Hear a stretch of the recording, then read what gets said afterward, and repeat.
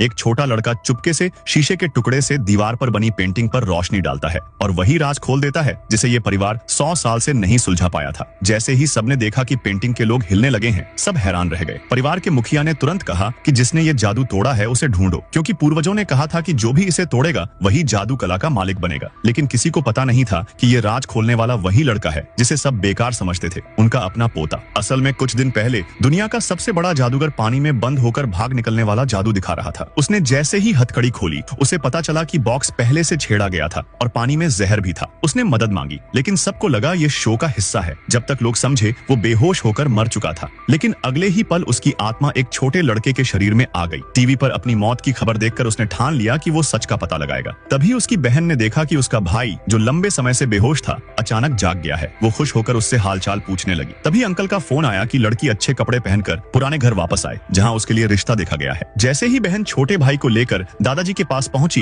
Uncle और उसके बेटे ने कहा कि लड़की की जादू की दुकान हमें दे दो, क्योंकि वो दुकान संभाल नहीं पाती। बहन गुस्से में बोली कि दुकान का हाल खराब इसलिए है क्योंकि तुम लोग रोज वहां जाकर दंगा करते हो। लेकिन चचेरे भाई ने कहा कि असली वजह तुम्हारी कला कमजोर है। उसने बहन को जादू का मुकाबला करने की चुनौती दी और कहा कि जो हारेगा दुकान उसके हाथ से निकल जाएगी। छोटा लड़का बिना सोचे इस शर्त को मान गया। बहन गुस्से में बोली कि तुम फंस गए हो, और सबने कहना शुरू कर दिया कि ये लड़का अपनी बहन के लिए मुसीबत है। लेकिन छोटा लड़का हंसकर बोला कि चिंता मत करो। चचेरा भाई बोला कि मुकाबला 3 में से 2 जीतने वाला रहेगा और तरीका पर्ची से चुना जाएगा। बहन ने भाई से कहा, पहला गेम मैं खेलूंगी क्योंकि तुम अभी अभी बीमारी से उठे हो। वो मंच पर गई और एक फटी हुई ताश की पत्ती दिखाई। उसने कहा कि उसका जादू है छेद से चीज निकालना। उसने धीरे धीरे हाथ ताश के छेद से गुजारा और हाथ में एक फल निकाल लिया। सबको यकीन नहीं हुआ, लेकिन जब फल खाया तो सब बोले कि ये सच है। फिर उसने उसी ताश से अंगूर और यहाँ तक कि एक बड़ा संतरा भी निकाल दिया। अंत में उसने ताश पर लगी स्टिकर हटाई और पत्ता पूरा सही हो गया। सब हैरान रह गए, लेकिन चचेरा भाई बोला कि ये तो छोटी सी ट्रिक है। उसने भी वही फटी पत्ती ली